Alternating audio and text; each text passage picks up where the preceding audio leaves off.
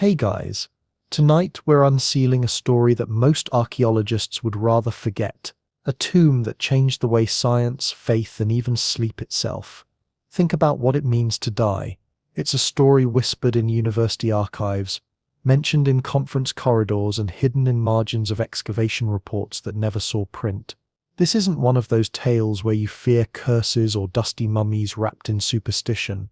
This one unsettles in a quieter way. Because sometimes the scariest thing you can find underground is life that refuses to stop. So, before you get comfortable, take a moment to like the video and subscribe, but only if you genuinely enjoy what I do here. And if you're listening from somewhere late, maybe your lights are low, maybe your room hums faintly with the sound of an old computer fan, tell me in the comments where you are and what time it is for you right now. Now, dim the lights, maybe turn on a fan for that soft background hum, and let's ease into tonight's journey together. You stand on the arid plain of central Anatolia, year 1892, the horizon trembling with heat. Around you, the excavation team works in silence, pickaxes biting into ochre dust that hasn't moved in thousands of years. The foreman wipes sweat from his brow with a sleeve already caked in red clay. He glances at you, nods once, and gestures toward the trench's edge, where something smooth and perfectly cut interrupts the earth's raw texture. A stone, not rough, but polished, buried intentionally. Beneath the grit and dirt, a faint seam catches the sunlight, a boundary between this world and something sealed beneath. The first sign that this tomb isn't like the others comes from the air. When you brush aside the dust, a faint draft escapes from the seam. The earth exhales. Warm at first, then cold, the breeze smells faintly metallic, like blood or rust, or something that used to be alive. One of the younger diggers mutters that it's just air compressed for centuries. Another crosses himself. You can't blame him. The sound that comes next is not wind. It's a slow groan from within the stone, as if something on the other side adjusted its weight. The archaeologist in charge, Dr. Armand Virelli, insists the noise is geological pressure. Though his voice trembles on the word geological, he orders the team to continue clearing the slab, but nobody wants to be the first to strike the seal. By noon, the stone's perimeter is clean, revealing faint carvings along its edges, concentric circles, interlocking, their lines filled with hardened resin that glitters in the sunlight. The pattern isn't local. It resembles nothing in Hittite, nothing in Sumerian, and certainly nothing in the Christian iconography that later colonized these lands. The first blow lands at dusk. A steel chisel bites into the seam, and a dull echo rolls through the soil like thunder trapped underground. When the slab finally shifts, a breath of air escapes that smells of salt and decay and something sweet, honey, maybe, or rot pretending to be honey. The lantern flames flicker inward, as though drawn toward the opening. Someone whispers, "It's breathing." Inside, the tomb chamber glows faintly. It's not from light. It's the reflection of countless crystalline particles embedded in the wall plaster, each catching lantern glow and returning it multiplied, so that the space looks softly alive. The air feels heavy, damp, yet cold. At the center lies a sarcophagus carved from dark basalt, its lid sealed not with mortar, but with thick bands of resin streaked with mineral salts. On its surface, faint traces of paint still linger, ochre, black, and something like turquoise, forming symbols too eroded to name. Dr. Virelli kneels beside it, places his hand on the lid, and frowns. The stone is warm. They open it anyway. The crack of resin splitting echoes down the passage, and as the seal breaks, a single droplet of liquid seeps out, clear at first, then faintly red, evaporating before it hits the ground.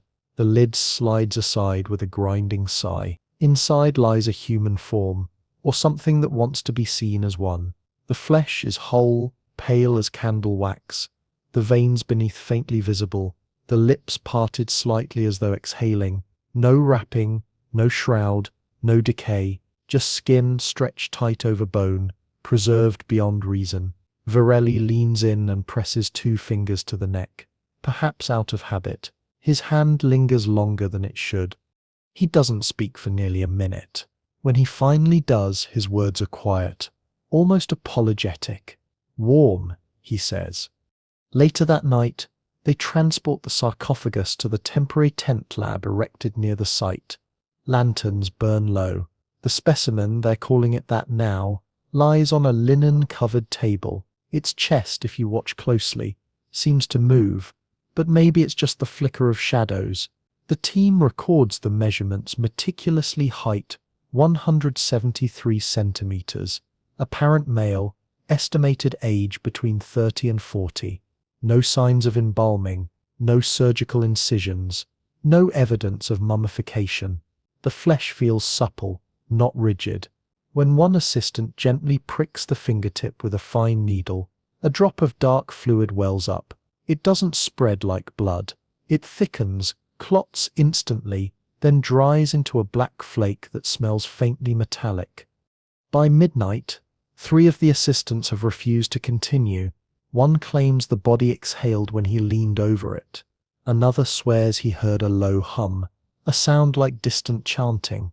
Varelli insists on rationality: gases escaping, acoustic illusions, primitive nerves firing due to heat exposure.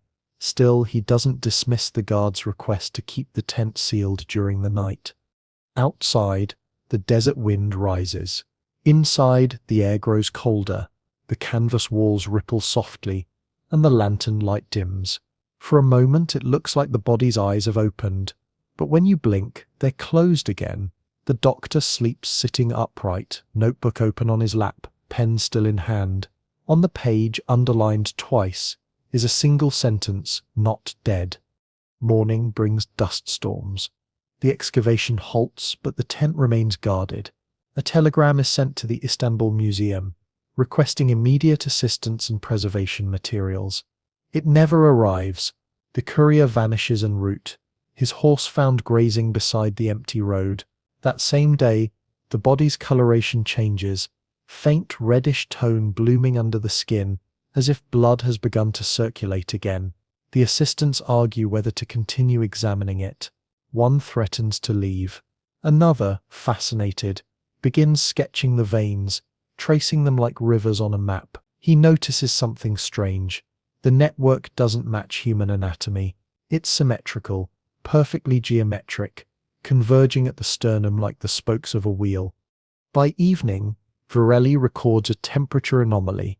The body is warm again, not constant but rhythmic, rising and falling by fractions of a degree, like a slow pulse. He writes that it must be chemical decomposition, an exothermic reaction, yet admits the measurements contradict decay curves. He sits there for hours, watching, waiting for the warmth to subside. It doesn't. The first photograph is taken the next morning, a long exposure under lantern light. The resulting image, according to surviving records, shows faint motion blur around the chest area, as though something moved between frames.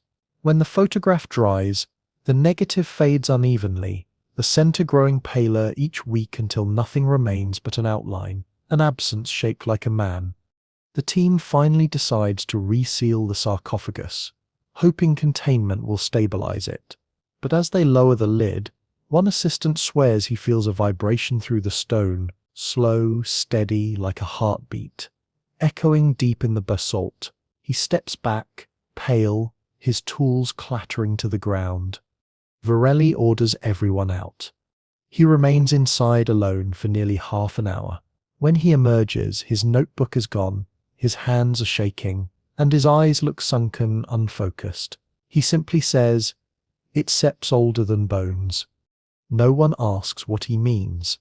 That night, lightning hits the excavation site, setting the tents aflame, the body, the notes, the instruments, all gone. Only the sarcophagus remains, cracked along one corner, the resin bands melted into the stone. Inside, the chamber is empty. Just a faint layer of salt dust, arranged in a spiral pattern that no wind could have made. When the Ottoman authorities arrive weeks later, they find nothing but scorched ground, and an excavation pit, half filled with sand.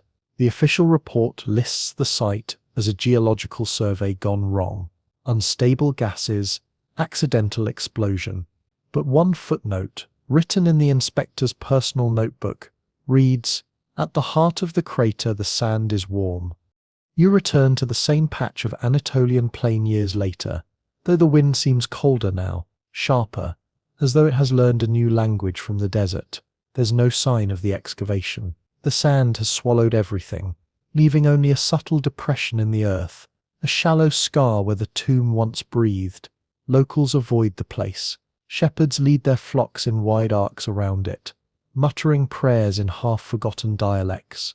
Children are told that the ground is cursed, that it steals the warmth from your feet if you stand still too long. But among archaeologists, the story of Dr. Varelli's tomb remains one of those uneasy rumors whispered over brandy after the conference lights dim. They never quite agree on what happened to him afterward. Some say he retired in disgrace. Others claim he was invited to Rome under the Vatican's patronage, though no record of that visit exists. But the real story doesn't end in Anatolia. It begins again, quietly, in 1901, inside a small, windowless lab at the University of Turin. A sealed crate arrives under military escort, labeled only mineralogical sample. The professors unbox it, expecting stones, but instead they find a cracked basalt sarcophagus, the same one from the desert. The official letter accompanying it is unsigned. It simply instructs, for biological analysis, handle as infectious. Inside, they find the same fine spiral dust, faintly shimmering like powdered pearl.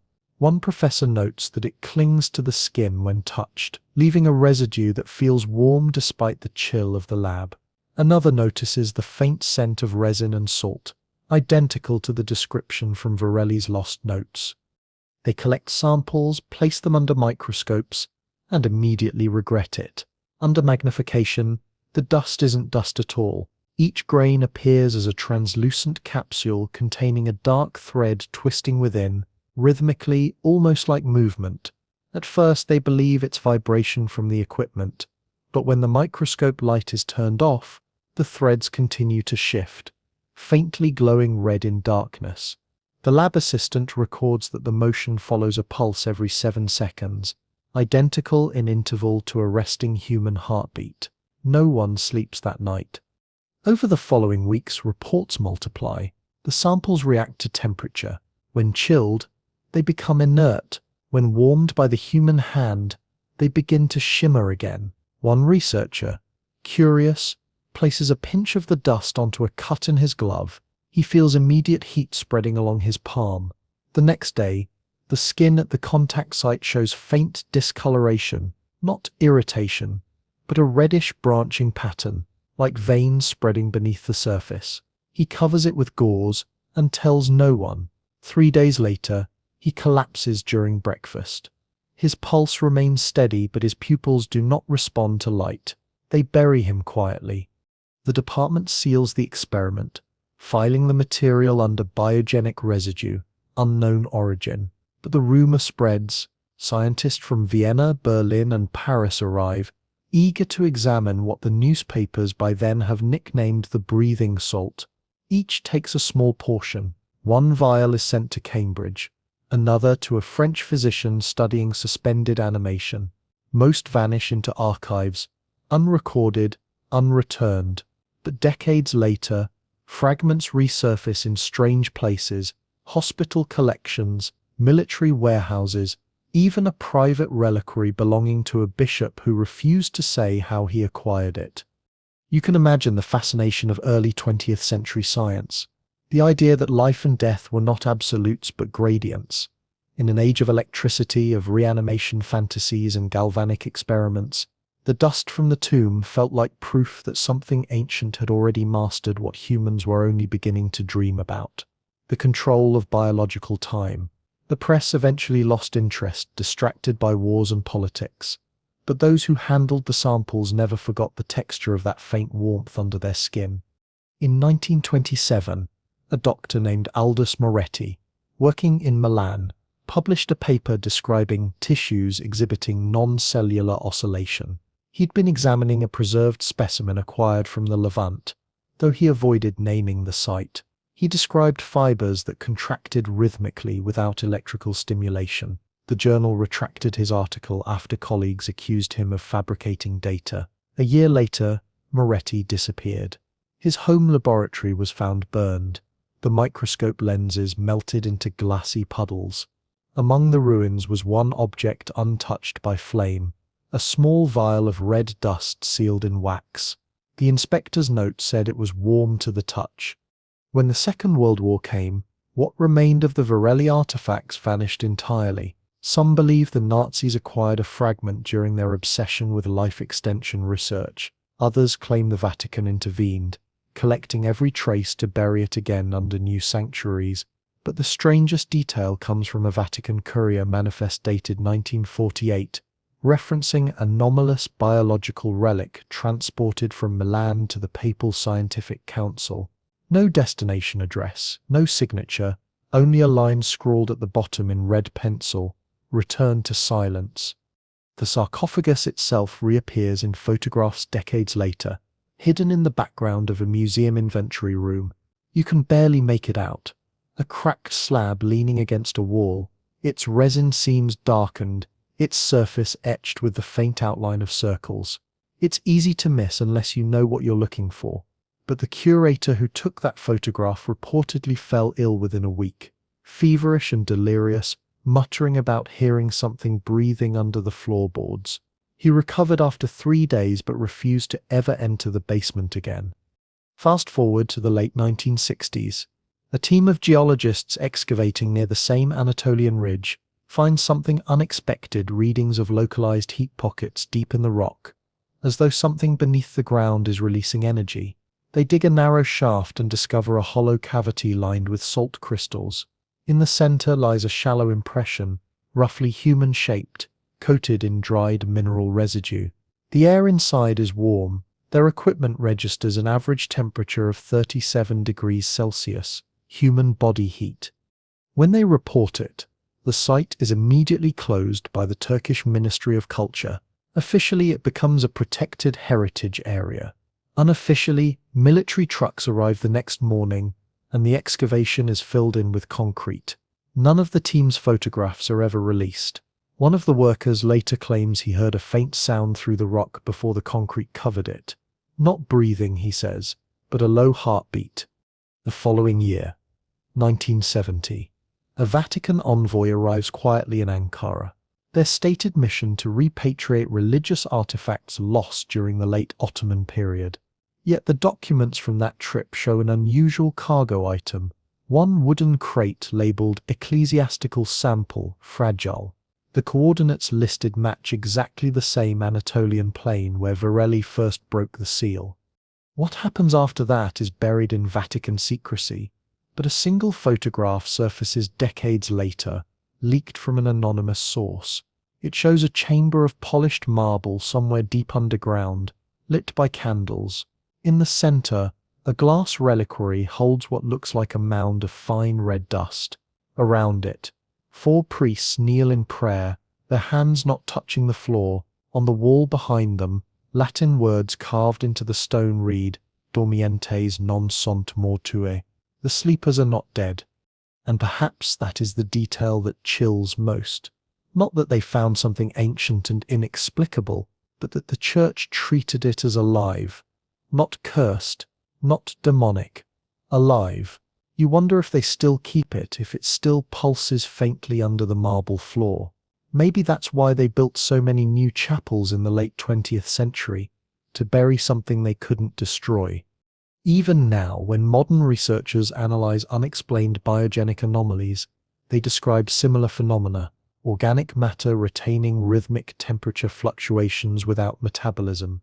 The polite term for it is thermophasic persistence.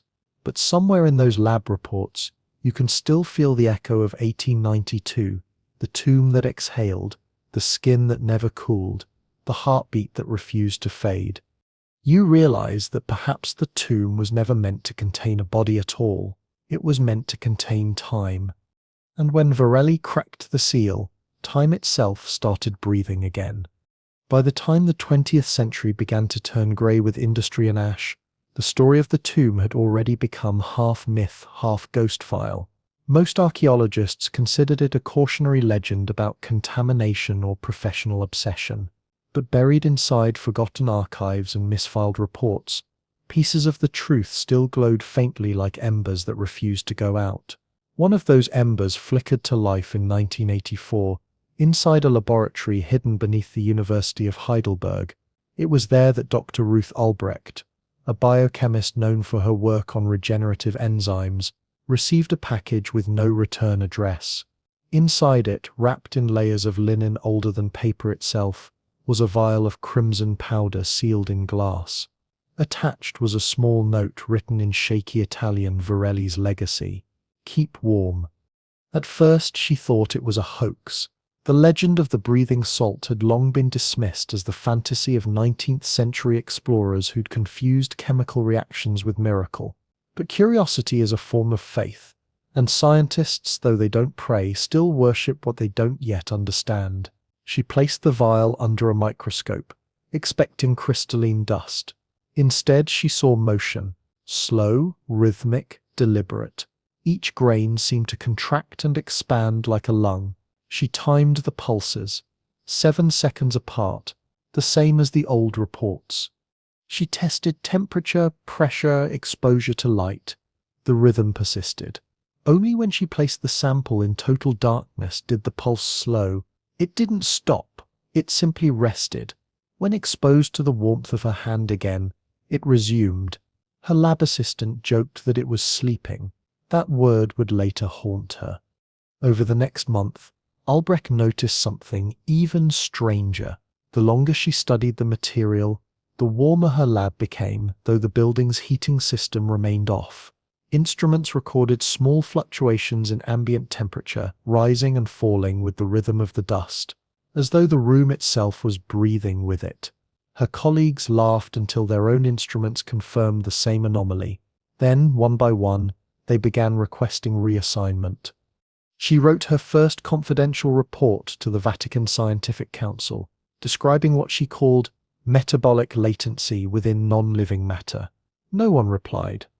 A second letter followed, this one marked urgent. She warned that the sample displayed responsiveness to nearby biological energy. Human presence seemed to accelerate the pulse. Again, no reply. But 3 weeks later, 2 men in black coats appeared at her laboratory without announcement, identifying themselves only as representatives of a theological research department. They carried credentials stamped with the papal seal and requested immediate access to her experiments. She refused. The next morning, the vial was gone. Her notes were left scattered across the floor, a single page pinned to her desk with a gold crucifix pressed flat against it. Written across the page in red pencil were the words, "Let it rest." You can almost see her sitting there afterwards, staring at that crucifix, knowing that she had touched something that bridged the language of faith and biology, something that neither discipline could contain without losing itself. The rest of her story plays out quietly. She left academia, moved to a small village in the Black Forest, and never spoke publicly again. But in 1991, a photograph taken during a Vatican conference on relic preservation shows her in the background, walking beside a cardinal known for overseeing anomalous remains. In his hands is a reliquary of transparent glass, inside of which is something faintly glowing red. That's when the legends began to change tone. The tomb was no longer whispered as a curse. It was treated like an artifact that the church had quietly adopted, a living relic that defied scripture and science alike. The theologians called it corpus somnus, the body of sleep. According to rumor, they believed it was a physical embodiment of stasis, a manifestation of divine pause between death and resurrection. If true, it would explain why they guarded it with both reverence and terror. But not everyone saw it as divine. Around that same period, leaked documents from a defunct research institute in Geneva mention Project Ephira, an attempt to weaponize organic stasis. The files describe tissue cultures derived from unknown material of Near Eastern origin, capable of self-preservation beyond cellular death. The scientists behind it were later indicted for unethical human experimentation, but none of their specimens were ever found. The only surviving photo shows a sealed containment jar filled with crimson particulate matter suspended in liquid. The label reads, Specimen Virelli, 1892. You begin to sense a pattern. Every time humanity approaches the threshold of understanding what life is, it finds this same red dust waiting on the doorstep, patient as ever. Every time it leaves fingerprints that science can't scrub away, heat without combustion, motion without energy, preservation without decay. It behaves not like matter, but like memory. The next chapter of the story arrives not in a laboratory, but on a construction site. In 1999, during renovations of an old monastery near Cappadocia, workers uncovered a sealed chamber beneath the foundation. Inside were fragments of basalt consistent with a sarcophagus lid, covered in dried resin. Embedded in the stone were fingerprints, too modern to be ancient. One of the workers, curious, brushed the surface clean with his bare hand. Hours later, he developed what doctors described as acute thermic delusion. His skin radiated heat. His pulse slowed to near zero, yet he remained conscious, whispering in Turkish a single phrase over and over. It's breathing. He died 3 days later. The autopsy recorded no internal decomposition.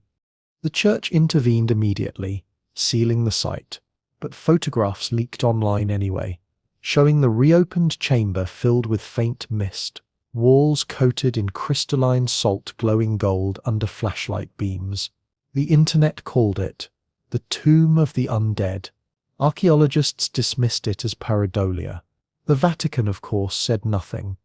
And yet, not long after, a short article appeared in a medical journal under the pseudonym RAM, clearly Dr. Albrecht again. It described the reactivation of thermophasic residue following structural breach. She wrote that the phenomenon might represent a localized temporal echo, a region where entropy momentarily fails. The final line of her paper is more poetic than scientific. Perhaps death is not the end of motion, but its slow forgetting. That line feels like the heart of the mystery. What if the tomb didn't preserve a body at all, but preserved the act of dying itself, like a heartbeat caught mid-beat, a breath frozen halfway in the lungs of the world, a fragment of that liminal space between the living and the gone? Maybe that's why everything that touches it starts to oscillate, because life recognizes its own reflection. You can picture it now, a vault beneath the Vatican, candlelit and sealed, the reliquary sitting quietly in the center of the room, a faint red glow flickering inside, pulsing every 7 seconds, priests walking barefoot around it, whispering prayers not of protection but of patience. In that glow, perhaps they hear the echo of creation's first breath, or the universe's last exhale. The line between miracle and mistake has never been thinner.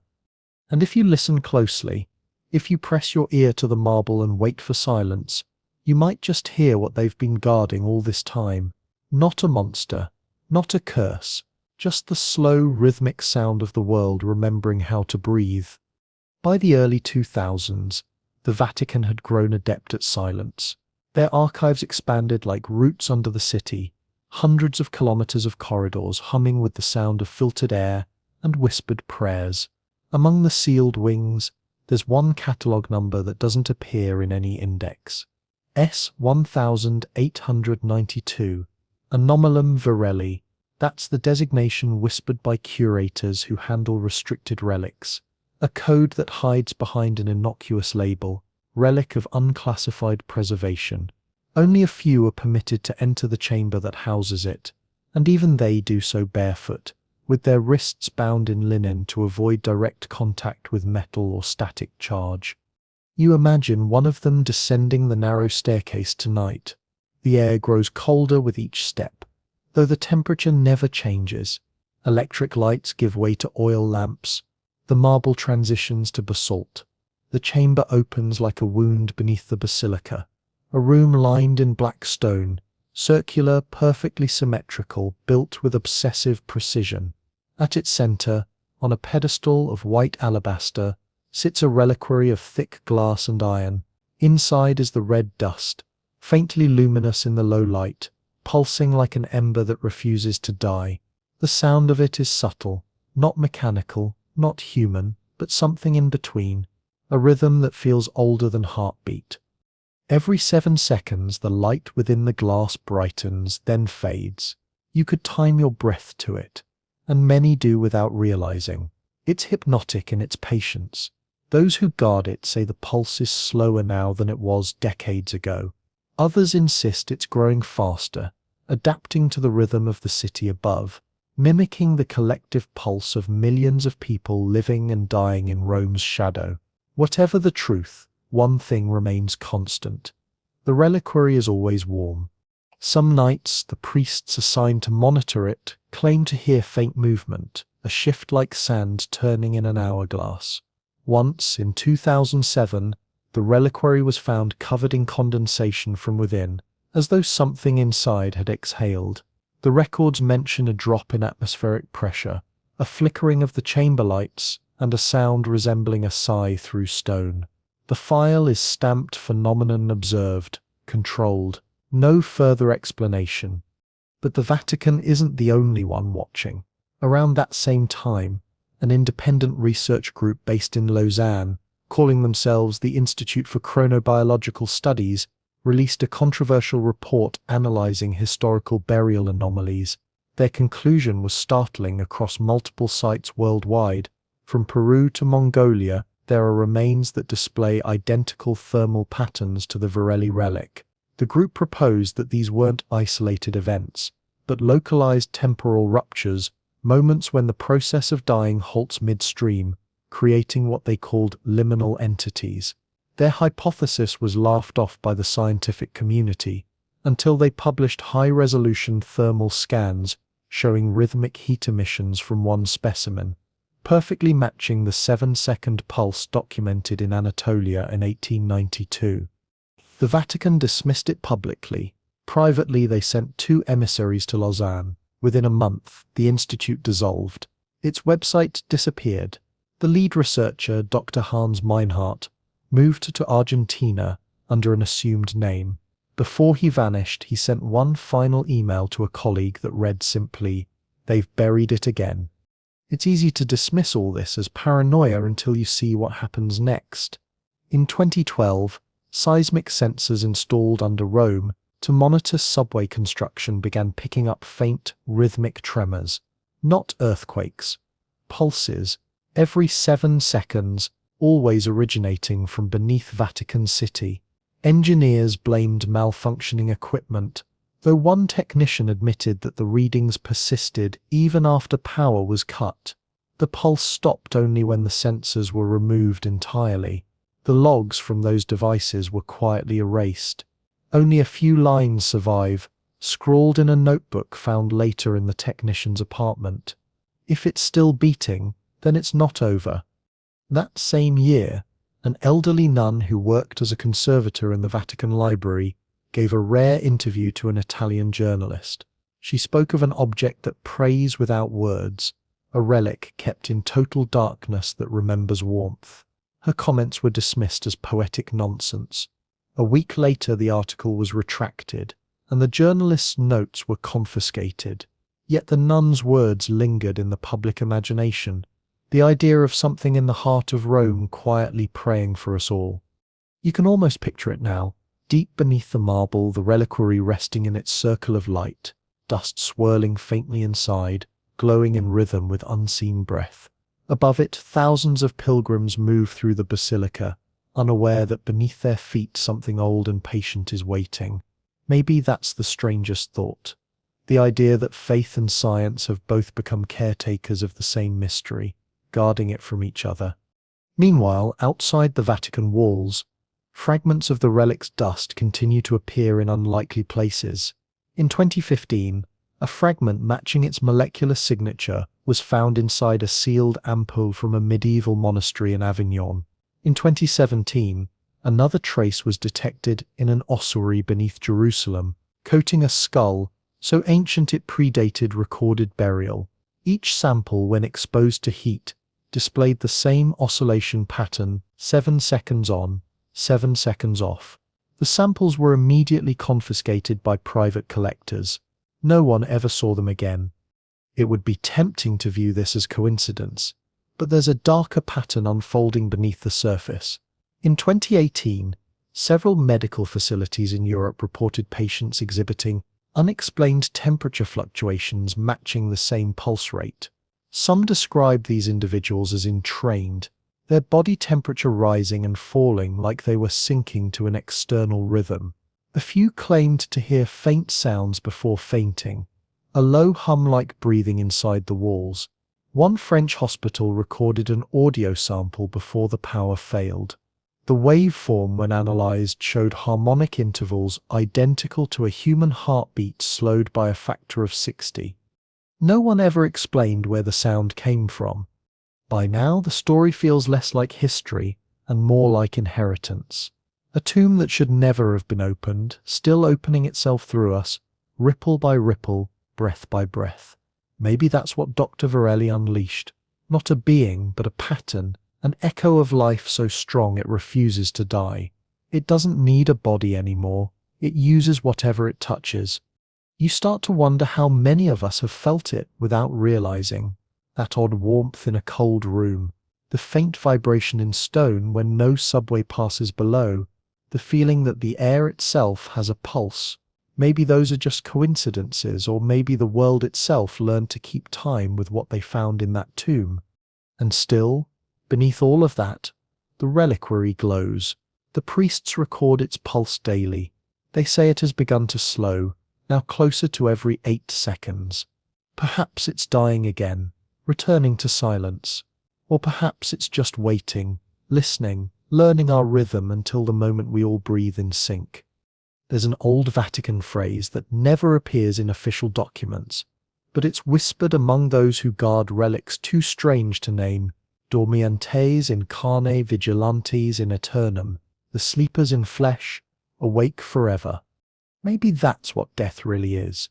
Not an ending, but an interval, the pause between one heartbeat and the next. You would think by now the story would fade into myth again, swallowed by bureaucracy, silence, and the slow indifference of time. But some discoveries have their own gravity. They pull everything toward them, no matter how deeply they're buried. In 2020, a new project began beneath Vatican City, an expansion of the geothermal system meant to regulate temperature across the ancient complex. Contractors drilled deeper than ever before into strata untouched since the days of the Roman catacombs. They expected clay and bedrock. What they found instead was warmth, not residual heat from magma or pipes, but organic warmth, steady, rhythmic pulsing. The foreman, a man named Cesare Valenti, described it later to his wife before he vanished. It felt like the ground had a heartbeat. When the drilling team broke through a thin layer of basalt, the sensors spiked. The air temperature in the shaft rose 10 degrees in under a minute. The crew shut down immediately, but the vibration didn't stop. It continued faintly, every 8 seconds, echoing through the machinery like a slow breathing underfoot. Within days, the worksite was seized by Vatican security, and all personnel were dismissed with compensation agreements and confidentiality clauses longer than their contracts. The incident was never mentioned again, but in the months that followed, Rome experienced a series of inexplicable electromagnetic fluctuations centered around St. Peter's Square. Scientists blamed outdated infrastructure. Priests didn't comment, but one nighttime guard at the excavation perimeter reported hearing a low hum vibrating through the pavement when he walked his rounds. Like something alive, he said later, like the city itself dreaming. Meanwhile, in laboratories far from Rome, independent researchers began picking up traces of an unusual frequency in global infrasound data, a wave repeating every 8 seconds. It was too low for human hearing, too constant to be natural, and it seemed to correspond not to earthquakes or tides, but to the pattern of human population density. The more people gathered in one place, the stronger the resonance became. as though humanity itself was amplifying something buried deep beneath it. When the researchers published their findings, the Vatican Observatory issued a polite correction suggesting the readings were the result of instrumental harmonics, but one of the team members received a letter the following week, written in impeccable Latin, unsigned. It contained a single line, Respiratio Mundi, the breath of the world. That phrase appears in no modern theological text. The last known use is in a 17th century treatise on resurrection, which describes the world as a living body whose lungs are buried under sacred ground. You start to wonder whether the tomb wasn't an anomaly at all, whether it was part of a larger anatomy, one organ of a planet that occasionally remembers itself. Then came the strange part.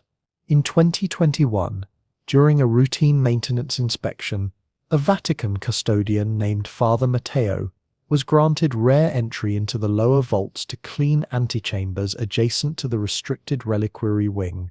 He was old, methodical, not prone to imagination.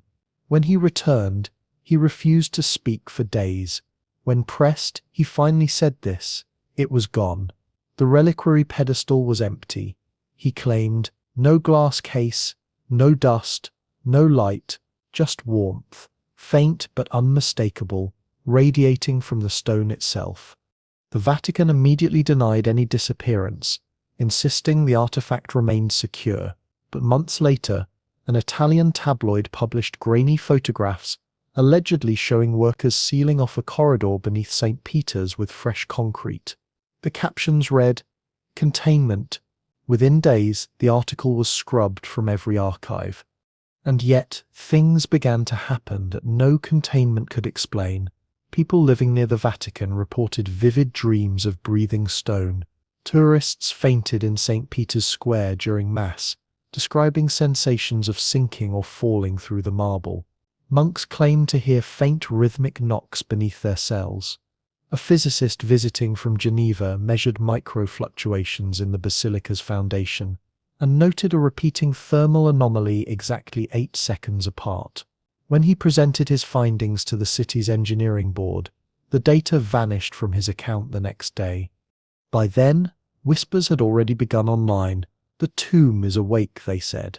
Some fringe forums even posted audio recordings allegedly captured near the basilica, a deep, steady resonance that no microphone should have been able to pick up, layered with something that almost sounded like a heartbeat. The recordings spread, but every copy was slightly different, as if the rhythm adjusted to whoever listened. It would have remained a digital myth if not for what happened on the night of June 18, 2022. At exactly 3:15 in the morning, seismographs across central Italy registered a single pulse, low and rolling, lasting precisely 8 seconds. Buildings swayed, glasses trembled on tables. People woke up gasping, clutching their chests. The tremor wasn't tectonic. It originated from a shallow depth, approximately 100 meters below Vatican City. No aftershocks followed. The government issued no statement, but satellite thermal imaging from that night shows a brief spike of heat centered under the basilica, like a single heartbeat seen from orbit. Afterward, the Vatican cordoned off large portions of its substructure. Public tours of the necropolis were suspended.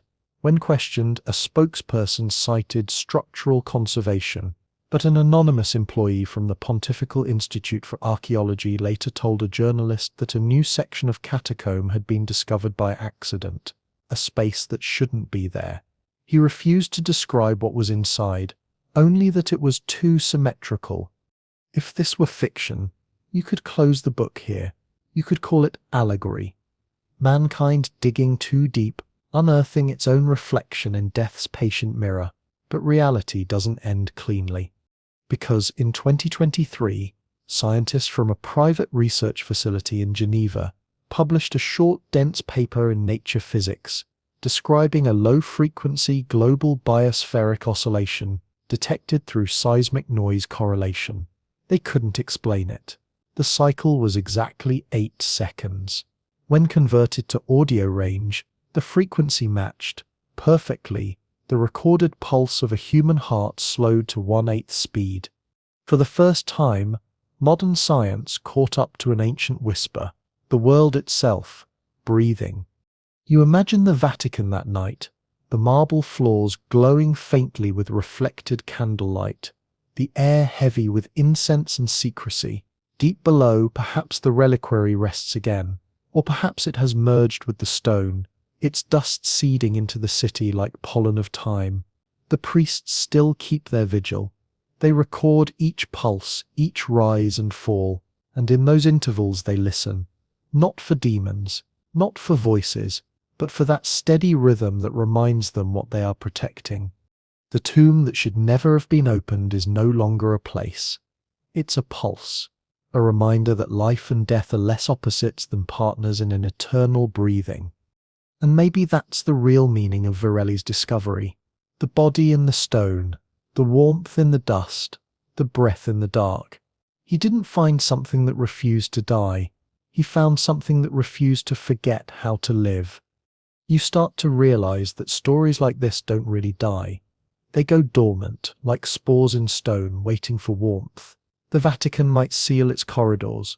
Governments might redact their maps, but human curiosity seeps through cracks like groundwater. The tomb is no longer a single chamber buried beneath Rome. It's a living rumor, reshaping itself with every retelling, breathing through history the way a dream breathes through sleep.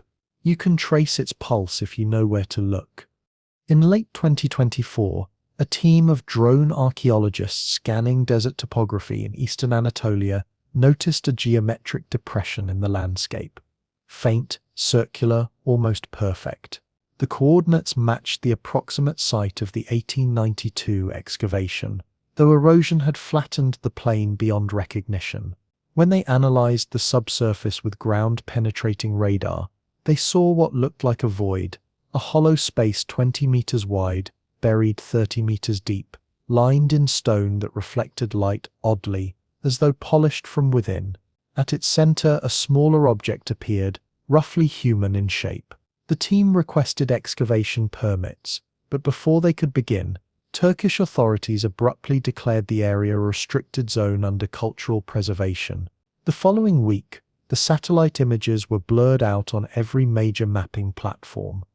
But the lead researcher, a woman named Layla Harun, kept a backup of the scans. She later claimed that when she rendered the data in 3 dimensions, she noticed a faint heat gradient emanating from the cavity, a pattern oscillating every 8 seconds. Her notes include a single line underlined twice. It's still there.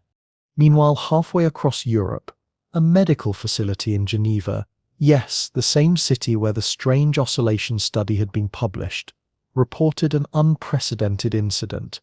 At exactly the same moment the radar scans were made in Anatolia, several patients connected to heart monitors exhibited synchronized fluctuations. Their heart rates dropped to 40 beats per minute, perfectly matching one another, then slowly climbed back to normal. The attending physician described the event as a wave of silence passing through living flesh. The monitors recorded no electromagnetic interference. The hospital's backup generators flickered for exactly 8 seconds. In most stories, this would be the point where the world begins to unravel, where symbols align and miracles or disasters unfold. But in this one, nothing happens. At least, nothing dramatic. The world keeps turning, traffic keeps moving. The basilica still glows gold at sunset. The pulse continues beneath it all. Too subtle to panic anyone, too strange to explain. That's the cruel genius of it. It hides in plain rhythm, beneath the noise of life. Still, some notice. Astronomers at the European Southern Observatory, analyzing deep space radio background, detect a faint terrestrial signal contaminating their recordings. A pulse, steady, regular, originating from Earth. Its amplitude increases slightly during global solar eclipses, when more people are gathered in darkness looking upward.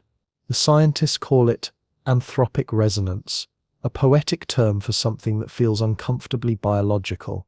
The Vatican Observatory releases no comment, though privately, one astrophysicist jokes that maybe the planet has a heartbeat after all. That same year, A curious artifact surfaces in an estate auction in Turin, a leather-bound notebook labeled Virelli. Inside are pages of sketches showing concentric circles intersecting like ripples in water, annotated in a mixture of Latin and Italian. One line translates to, "He who listens to the earth will hear it remember." The notebook sells to a private collector who declines to display it publicly. 2 weeks later, the house where the auction took place collapses due to what engineers call ground subsidence. The cause is never confirmed. You begin to wonder whether all of this is just the echo of coincidence layered over myth. But there's a pattern of recurrence, almost mathematical.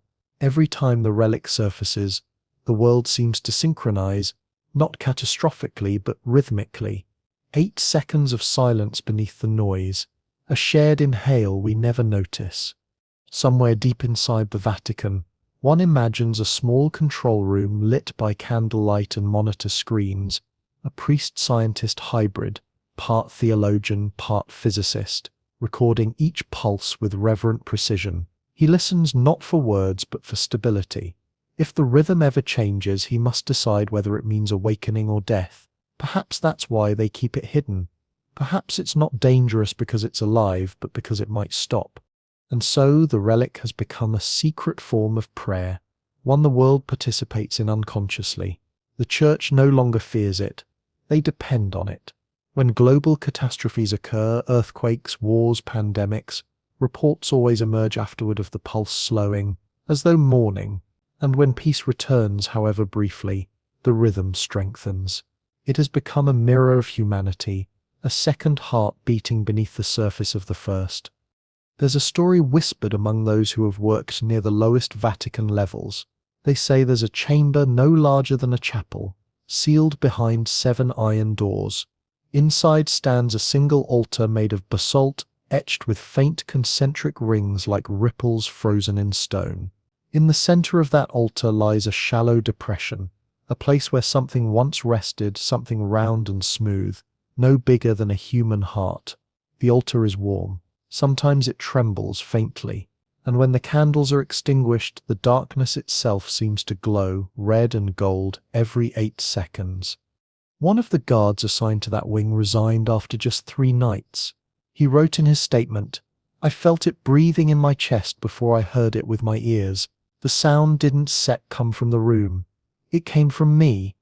If that's true, then maybe the relic was never about resurrection or eternal life or even the line between the living and the dead.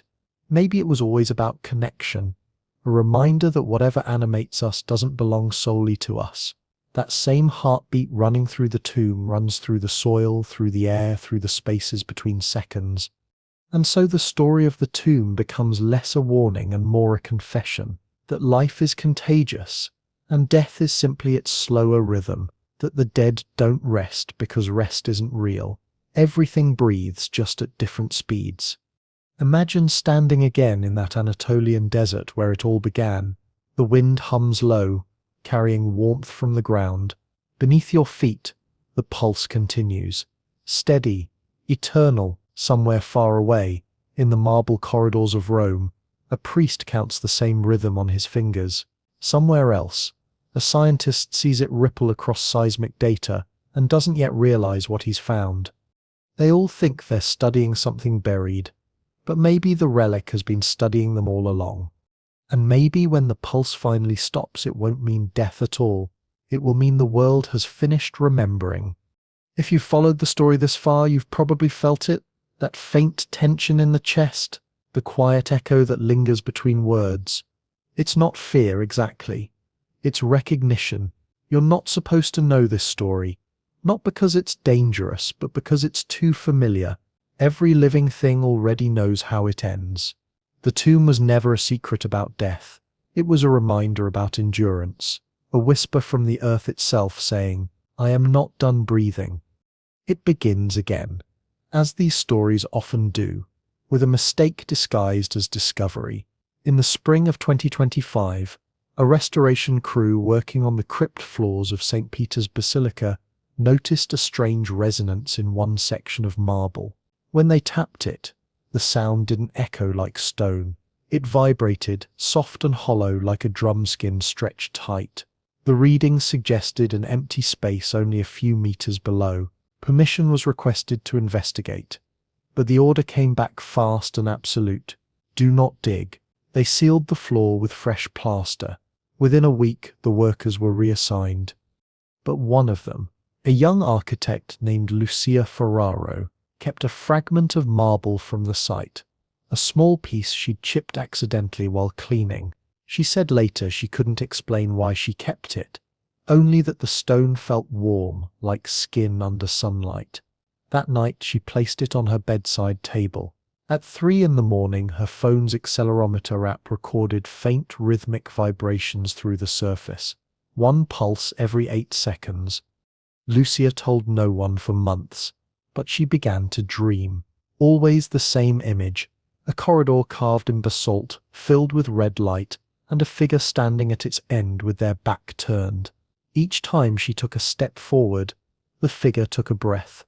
When she woke, the air in her apartment felt heavier, humid, almost alive.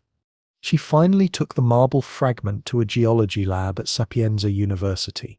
The analysis came back inconclusive. Composition standard Vatican marble, 1st century Roman origin, anomalies, slight residual heat, trace crystalline deposits of an unknown mineral embedded in the cracks. The researcher handling the sample described a faint static when he touched it, like the hum of distant machinery. The data was filed away.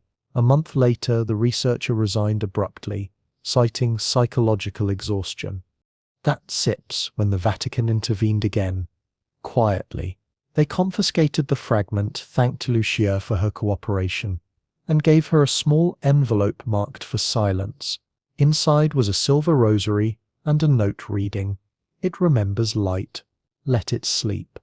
But the marble had already done its work, because when Lucia's apartment was later inspected by curious colleagues, they found a circular heat pattern etched faintly into the wooden floor, perfectly symmetrical, roughly the size of a human heart. The story might have ended there, neatly folded into the long tradition of Vatican mysteries, if not for what happened a few weeks later. On September 8, 2025, at exactly 3:15 in the morning, the same hour the 2022 tremor struck, satellites recorded a minor but measurable pulse of thermal radiation emanating from central Rome. At ground level, sensors registered a change in air pressure equivalent to a single massive exhale. Residents reported feeling lighter for a moment, as if gravity had loosened its grip. And then, something subtle but global followed. Hospitals across Europe noted a collective drop in patient heart rates synchronized within a 10-second window. Nothing fatal, just a faint slowing, as though everybody remembered to rest at once. The event lasted 8 seconds. Afterwards, monitors returned to normal. Alarms silent, doctors confused. The press called it a data glitch. The Vatican called it divine calibration. It would be easy to dismiss, except for one strange coincidence. In the hours following that collective breath, the reliquary wing of the Vatican briefly lost power.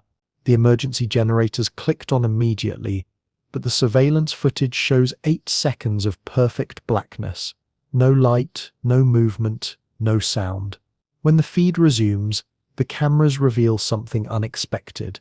The glass case containing the red dust was open. Empty, on the pedestal beneath it, condensation had formed, not from heat, but from cold, as if something warm had just left. No alarm sounded. No one entered or exited the chamber. The door remained sealed. Yet when technicians reviewed the audio logs, they found a faint hum recorded during the blackout. Slowed down, it resolved into a rhythm, one pulse every 8 seconds. After that, the reliquary room was sealed permanently. Workers filled the corridor with stone and plaster. The official record now lists the space as archival storage. But within months, reports began to surface from elsewhere in the city. Patches of marble in old churches glowing faintly red before fading. Statues vibrating as if with heartbeat. water and baptismal fonts rippling without wind, and always the timing 8 seconds on, 8 seconds off. At this point, even the skeptics began to pay attention. Seismologists monitoring the Mediterranean plate detected small harmonic tremors traveling through the crust, not quakes but oscillations, uniform and global. The data, when visualized, formed concentric waves expanding outward from Rome. It was as if the earth itself were quietly breathing with the city. When confronted, Vatican officials smiled politely and said that faith has always moved mountains, sometimes literally. You start to understand that whatever was buried under that tomb in 1892 wasn't just ancient matter, it was instruction, a pattern embedded in the world like music trapped in stone. The scientists who called it thermophasic persistence were only half right. The priests who called it corpus somnus were closer. The truth lies somewhere in between, a biological rhythm that transcends biology, a life that doesn't need lungs to breathe. The more you read the old reports, the more you realize how carefully the Church handled it. They didn't destroy it.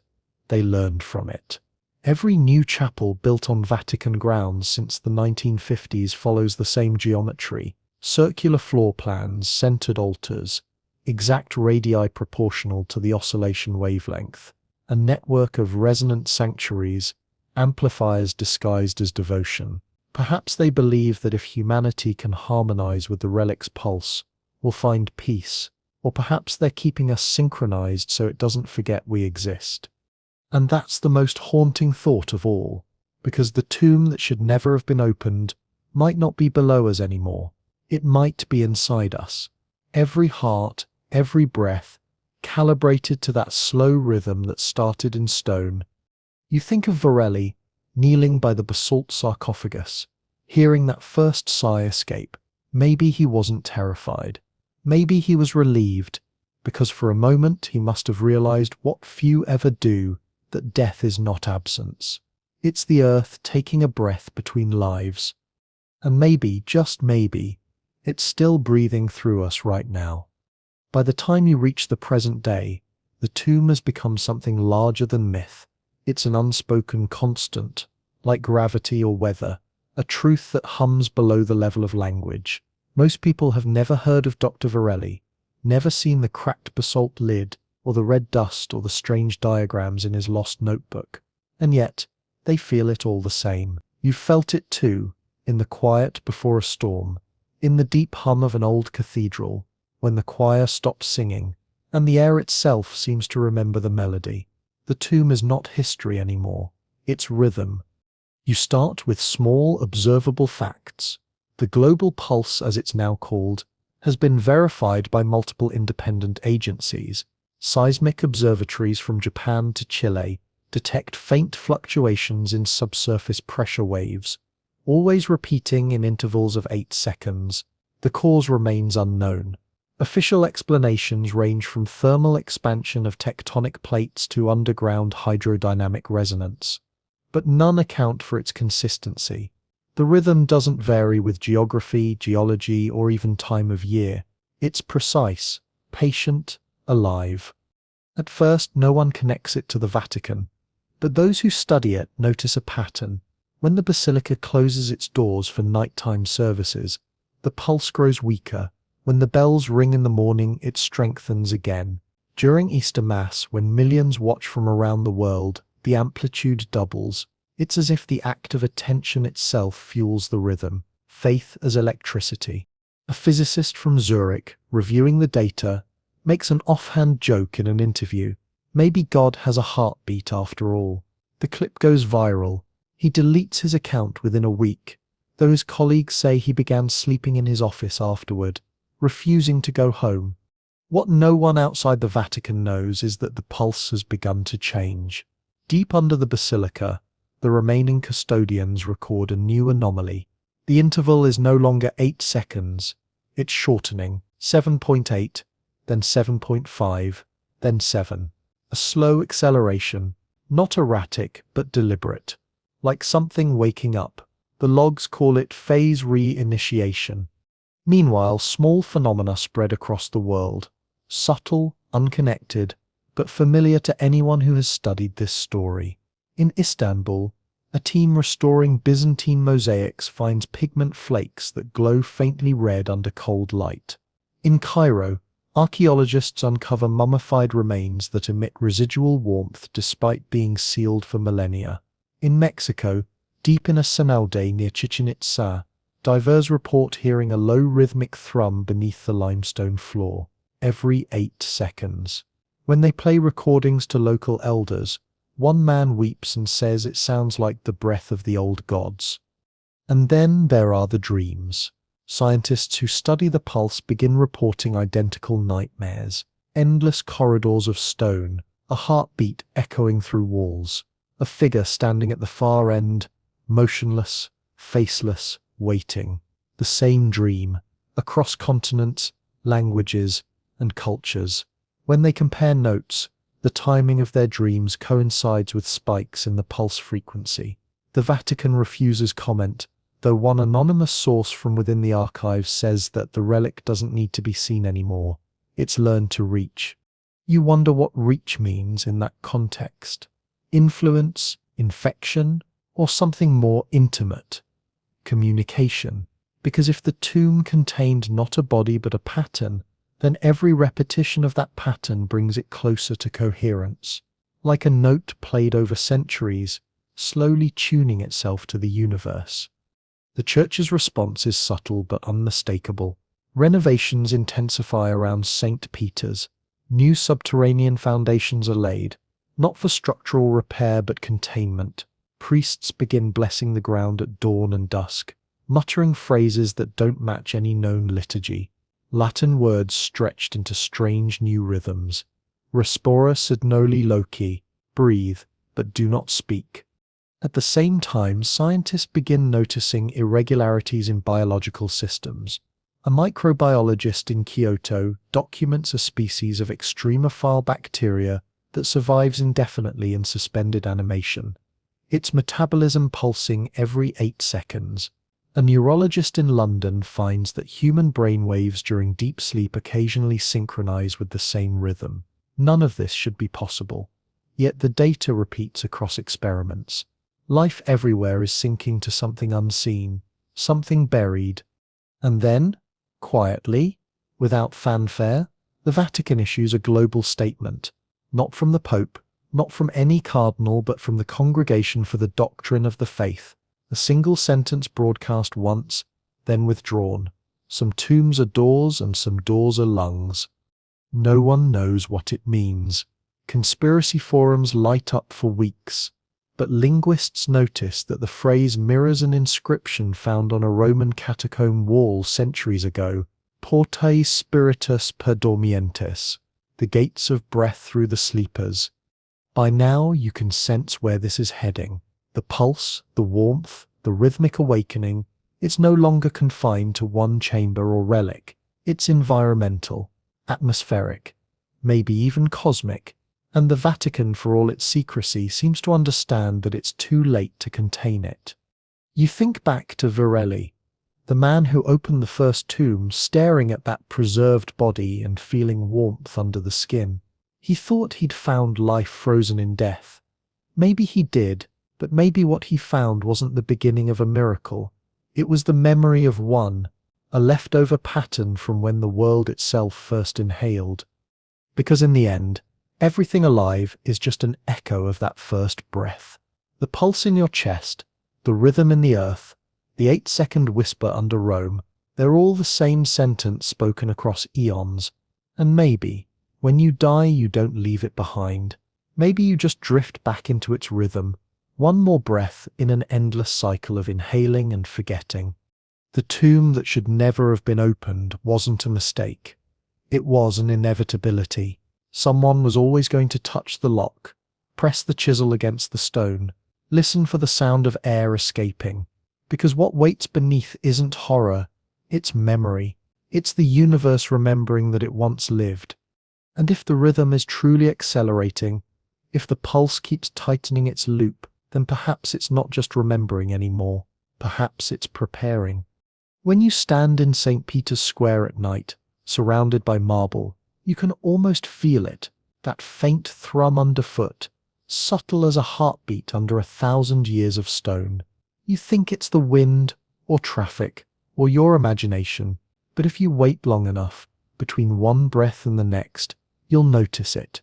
The world breathing back. By the time the world begins to notice, it's already too late to stop noticing. The rhythm has woven itself into every quiet moment, into the hum of machines and the intervals of light between heartbeats. It hides in the seconds between lightning and thunder, in the pause after church bells, in the way waves strike shorelines with eerie precision. You start to wonder if we've been moving to its timing all along, if the relic didn't awaken something new but simply reminded us of the cadence we forgot we shared. In 2026, the first measurable physiological synchronization is confirmed. A team of neuroscientists in Helsinki publishes a study showing that when a group of people sits together in silence, their heart rates unconsciously align every 8 seconds, even when separated by walls or distance. The same experiment repeated in multiple cities yields identical results. The effect is strongest when participants are unaware of the test's purpose. As one researcher notes in her report, human stillness appears to tune itself to an inaudible metronome. The Vatican stays silent, but other institutions begin to act. Government satellites repurposed for geological mapping quietly start scanning beneath Rome again. The thermal imaging returns the same result as it did over a century ago, a heat bloom shaped like concentric circles expanding outward from beneath St. Peter's Basilica. The scientists who analyze it call it the pulse field. The Vatican calls it divine interference. For the rest of the world, it becomes another unsolved curiosity in the age of too much information. Strange, intriguing, quickly forgotten. But for those who pay attention, there are signs. Pilgrims visiting the basilica report a sensation of pressure in the chest near the high altar. Tourists describe moments where sound seems to fade out entirely. No footsteps, no echo, just a deep silence that feels thick, almost liquid. One priest writes in his journal that he saw the candles near the nave extinguish themselves one by one, not from a gust of air, but as though the flame had been gently pinched by invisible fingers. He writes, "It is not evil, it is patient." Outside the Vatican, the scientific world struggles to explain away mounting anomalies. Hospital monitors across Europe begin logging rhythmic electrical noise in the frequency range corresponding to the pulse. It infiltrates heart monitors, EEGs, even seismic sensors, as though the phenomenon is bleeding through instruments designed to separate biology from geology. No one can find the source. In private, a few physicists whisper the same forbidden hypothesis, that the rhythm isn't emanating from beneath Rome at all. It's resonating from the Earth's core, transmitted upward through the crust, amplified by architecture built unknowingly to its proportions. Every ancient temple, every cathedral, every circle of standing stones humming the same low note through time. They call it the resonance of origin. The first visible manifestation happens in February 2027. At dawn, visitors in St. Peter's Square watch as fog gathers unnaturally low to the ground, forming a perfect circle that expands outward smooth and steady. The air grows warm despite the cold season. Church bells fail to ring. Instead, the sound that fills the air is a low hum so deep it vibrates through bone. For exactly 8 seconds, everyone present feels their chest tighten, not painfully but firmly, as if their own breath belongs to something larger. Then the fog lifts, leaving the marble dry and untouched. The Vatican attributes it to atmospheric pressure. The witnesses, however, never forget the sensation. They say it felt like standing inside a lung. It's around this time that reports begin emerging from around the world. In monasteries, deep-sea trenches, caves and deserts, places untouched by human noise, recorders pick up the same slow exhale, always 8 seconds, always followed by silence. What unnerves researchers most is not the sound itself, but the pattern of its propagation. The pulse doesn't travel outward like a wave. It occurs everywhere at once, simultaneous across the planet, as though the entire Earth is breathing in perfect synchrony. Meanwhile, in the Vatican's subterranean levels, rumors circulate among the few still permitted entry into the sealed archives. They say that one chamber remains warm, though no reliquary or power source exists inside. The floor itself glows faintly when the lights are turned off, and once every night at exactly 3:15 a.m., a faint outline appears on the stone surface, the shape of a human form curled in repose. The pattern lasts for 8 seconds, then fades, leaving the stone cold. By now, those who still remember Dr. Armand Varelli's name begin to re-examine his notes, or what little survives of them. Hidden in a translated copy from 1893 is a line written in his own hand. It was never a man. It was time, resting.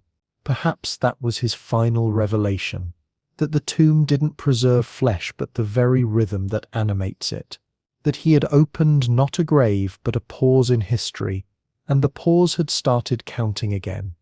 In the following months, subtle physical changes ripple across populations. Plants begin blooming slightly out of season. Certain animals migrate in new patterns aligned with 8-second wind cycles.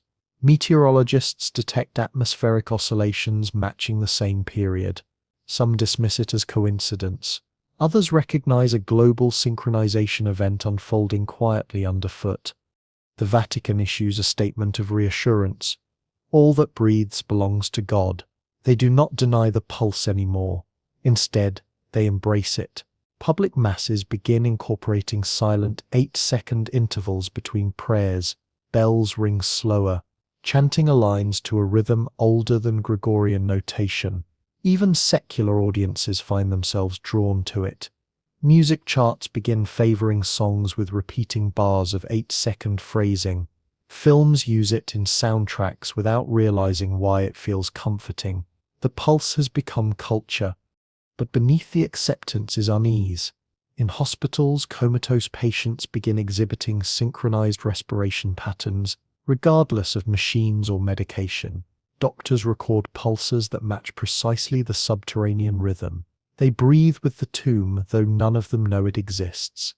Some wake abruptly, claiming they dreamt of stone corridors and warm air.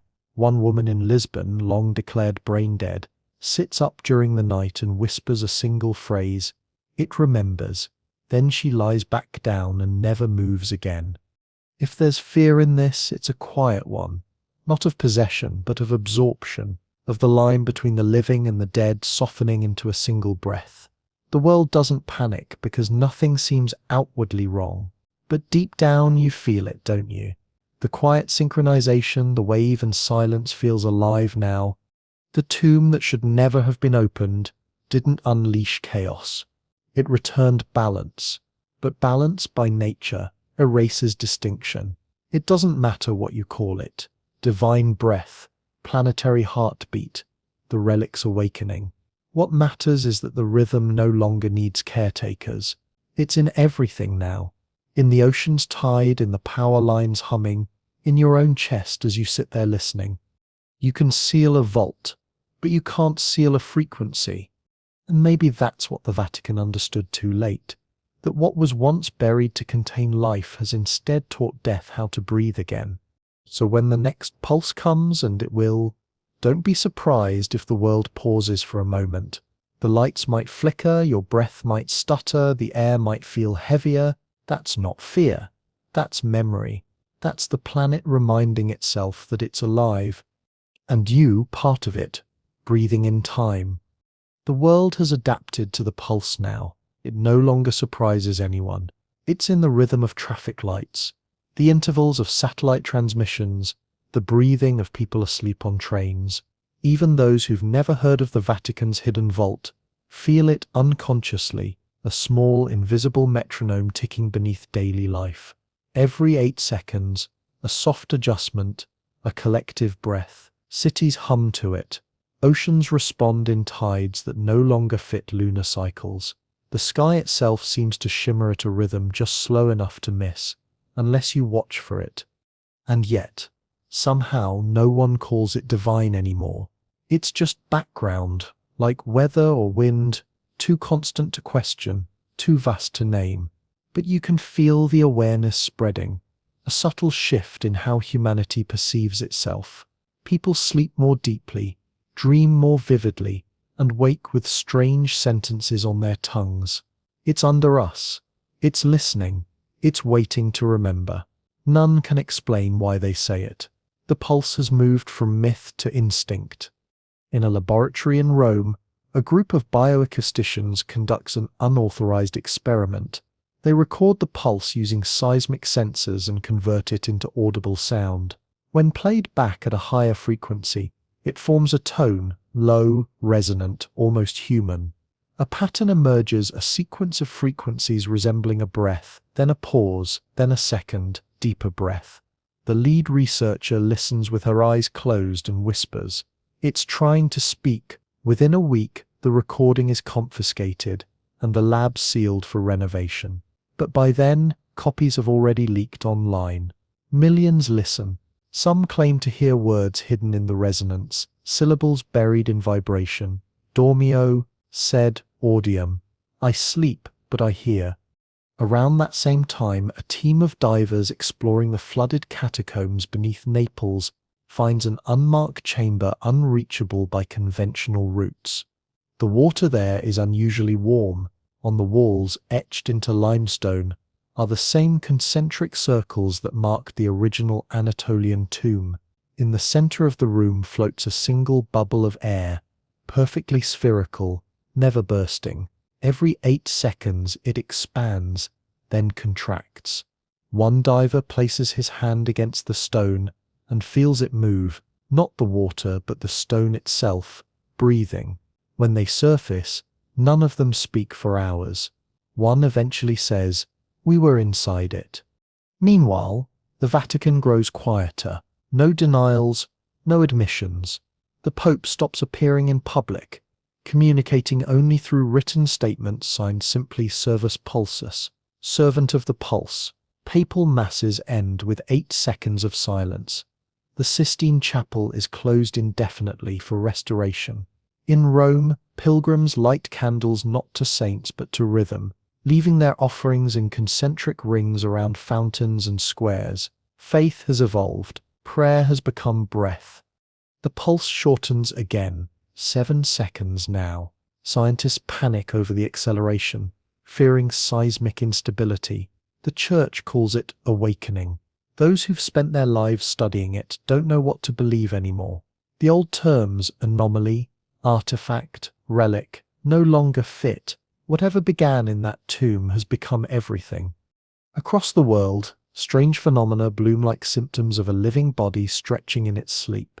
In Iceland, the aurora pulses in rhythm with the global oscillation, green waves undulating every 7 seconds. In the Pacific, whales alter their songs to match the same tempo. In Antarctica, seismic monitors record harmonic tremors rising through the ice, warm enough to melt small veins that refreeze perfectly symmetrical. Even the stars seem to respond. Telescopes pick up fluctuations in solar radiation at intervals previously unknown. Theories multiply like prayers. Some say the relic was a seed, the first fragment of a cosmic organism awakening beneath the Earth's crust. Others argue it's the universe recalibrating itself after eons of entropy.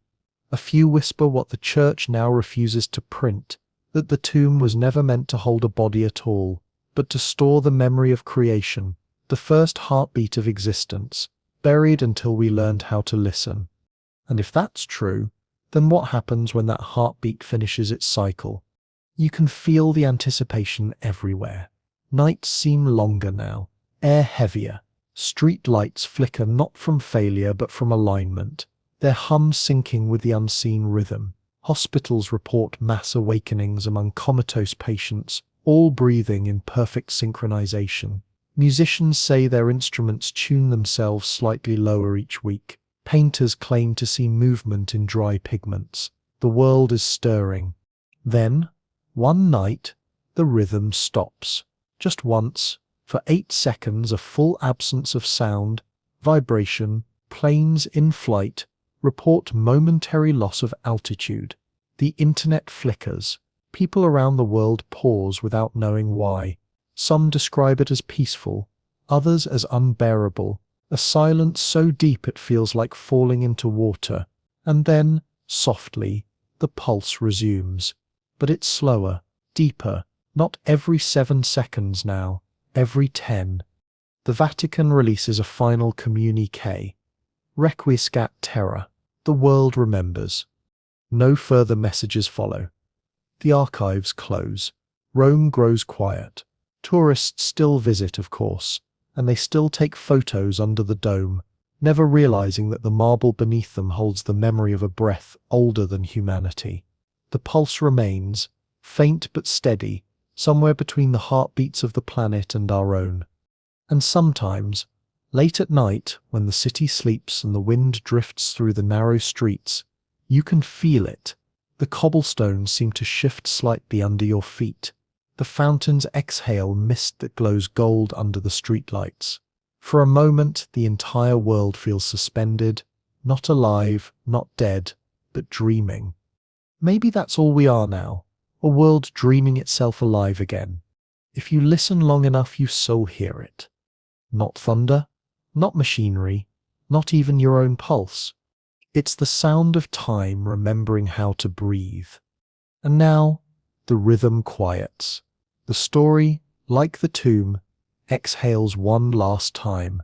The pulse that began beneath a slab of basalt in 1892 fades to something softer, not silence, but the sound that comes just before silence.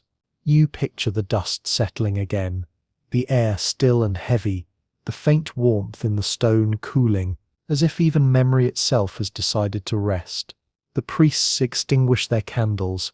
The marble glows faintly for a few seconds more, then becomes indistinguishable from every other piece of rock on earth. You think of Dr. Varelli kneeling beside that sarcophagus, hand trembling on the stone, realizing he wasn't looking at death, but its reflection. You think of the centuries that followed, all of us chasing the breath we could feel but not name. Maybe the tomb was never about resurrection, or immortality, or the divine. Maybe it was just the earth reminding us that nothing really stops. It only slows, waits, remembers. Somewhere, under Rome or under your own floorboards, the world still draws a breath every few seconds, invisible but loyal. You can almost match it if you try. Inhale, 8 seconds. Exhale, 8 seconds. The same rhythm that carried you through this story carries every living thing through every night that ever was. And as you let your eyes grow heavy, the sound fades completely, replaced by the soft ticking of your own pulse, a small echo of something vast. The tomb is closed again. The dust sleeps. The breath continues, and the world for the moment remembers peace. Like a candle going out,